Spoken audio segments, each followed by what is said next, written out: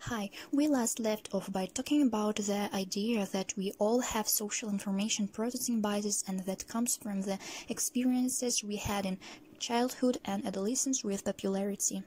Our peers from back when we were kids are still affecting how we see things, how we interpret things, what we want, and the behaviors that we age into this day. What we are going to talk about now are a couple of very common biases that we've seen in the research literature that really tell us a lot about why some kids with peer rejection experiences grow up to have difficulties across many domains in their lives. And the first of these is referred to a hostile attribution bias. Specifically, this is referring to the quiet interpretation phase.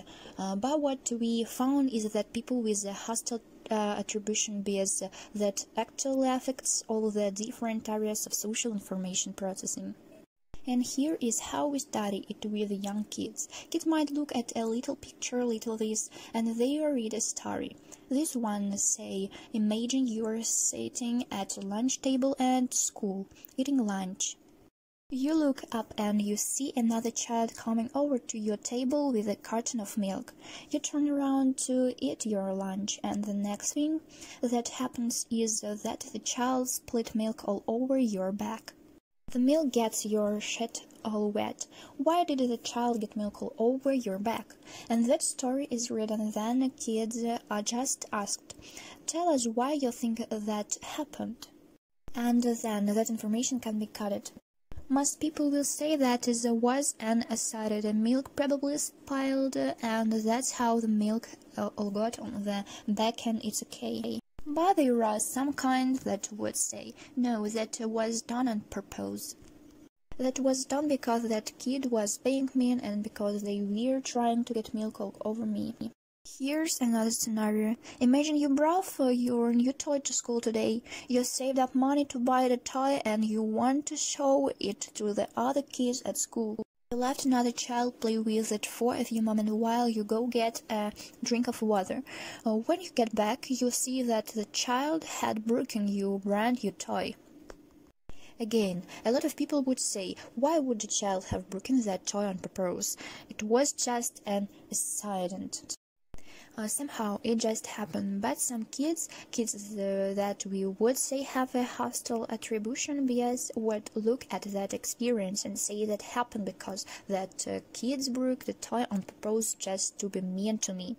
It turns out that kids with a hostile attribution bias during childhood and adolescence, and also when they grow up, they tend to have a bias of distorted way of expressing all of the social information processing steps. So if you ask a kid to look at a picture or to watch a video and you ask them to tell you what they saw, hostile attribution biased kids will selectively see the things in their visual field that suggest aggression. Even if you control for how aggressive their kids were previously, we find that kids who were rejected by peers develop an increased tendency to have this hostile attribution bias. And they see more aggressive things in front of them, and they fail to see positive things in front of them, kids that are maybe lashing and playing with each other. As we just talked about, quiet interpretation is also affected. So when present with an improvisation, why did someone talk by and their shoulder bumped your shoulder? They would say they did it on purpose, it was to be mean, and everyone else would probably not think that. When you give them an interpretation and you say imagine a situation in which someone was mean to you, what would you do? So in other words, we hold in constant the quiet interpretation. They are kids with a hostile attribution bias. They are more likely to come up with very aggressive scenarios. So their goal would be, I want to get back at them. I want to make them feel bad. I want to hurt them. If you think about it, even as adults, there are ways in which people who are wrong, whether in the workplace or whether in a romantic partnership, their desire is specifically to try and get back at them. That's something that we are seeing stemming from hostile attribution bias. Even when you say to some people you want to hold constant your goal clarification. Let's say that you're trying to find a way to respond to conflict. People with the hostile attribution bias would say, well, the way what they would do that is, and they would list a whole bunch of aggressive responses. I would hit them, I would scream at them, I would physically hit them. People with the hostile attribution bias tend to think about those type of things, select those type of things.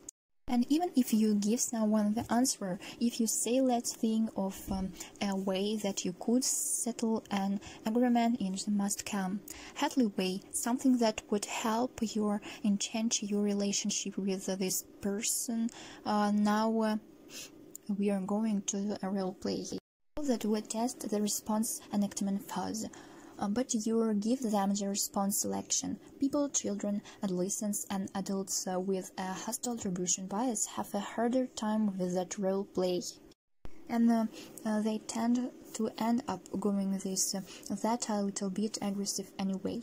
Maybe this rings true. Maybe you know somebody out there that have a hostile attribution bias. Maybe it's you. The way that we see this in adulthood, of course, we don't see people kind of beating each other up as much. That's something you see a little bit more in children and adolescent men. But you do see people that tend to act aggressively. You do see that there is physical violence and else emotional abuse and occurs toward a spouse or a romantic partner. Towards kids, that people with a hostile attribution bias tend to also be aggressive towards other children emotionally or physically. We also is in a way that are a little bit more subtle. So for instance, in the workplace we see that people with a hostile attribution bias grow up to assume that they're being kind of blow over their co-workers. And someone might incorrectly forget to credit a co-worker with a complimentship. They see that as being a specific attack, as something that happened on purpose. They were left out. It weighed due to some way in which they were being used, or someone was trying to put them down and toward their ability to be promoted in the work environment. So this is how hostile attribution bias types of people see their workplace. As a result, these are folks that don't tend to do as well at work. They come late. They leave early. Research shows that they're more likely to spill office supplies. They badmouth the workplace to other people, and they're even more likely to quit. Even now have some research to show that there may be intergenerational effects. So if there's same adults that have a hostile attribution bias grow up to become parents, then what the find is, it changed the way that they are parents, and it changed their kids. Nicole Vernon did a research study where they looked at moms who had a hostile attribution bias. And she measured how much moms had a hostile attribution biases when asked to interpret what happened between moms and other adults. What happened between moms and kids, especially their kids, and also when they were given scenarios and asked to interpret what was happened between two children. They got all that information from moms, and they that found out how the kids were doing by asking their kids' teachers to complete an assessment of how aggressive their kids were. Well, what they found was that moms who had hostile attribution biases that tended to think that kids were more likely to be hostile toward their children. So, in other words, when they were asked to interpret a scenario in which their kids were interact with other kids, and something that most people would think was a natural exchange was occurring, they must prove that that way is really happening was that other kids were testing their son and daughter. And they tend to respond in a way that maybe them feel like they need to protect their children, or they need to find back for their children.